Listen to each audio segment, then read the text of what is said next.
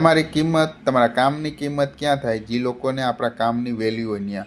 જેમ કે હું તમને ઉદાહરણ આપું કે અમુક ઠેકાણા હોય કે હું અમુક ઓફિસોમાં જાઉં, અમુક કંપનીમાં જાઉં કે અમુક લોકલ ઓફિસોમાં જાઉં કે પછી દુકાનોમાં જાઉં, એ લોકોનું કોમ્પ્યુટર બંધ રહેતું હોય ને જો કોમ્પ્યુટર ઉપર જ એનું વર્ક હોય કે એનું બિલિંગ કન્ટિન્યુ ચાલુ હોય, ત્યાં આપણી કદાચ એને ફટાફટ થાય. એ લોકો ફટાફટ ફોન કરે એમ કે ભાઈ તમે કેટલી વારમાં આવો છો, અમારું કોમ્પ્યુટર બંધ છે, અમારું બિલિંગ બંધ છે. ત્યાં આપણે જઈને તરત એનું 2 કલાકનું કામ આપણે અડધી કલાકમાં કરીને દઈને તો એ ભાઈ રાજી થાય, આપણે કંઈ એટલા પૈસાએ આપે.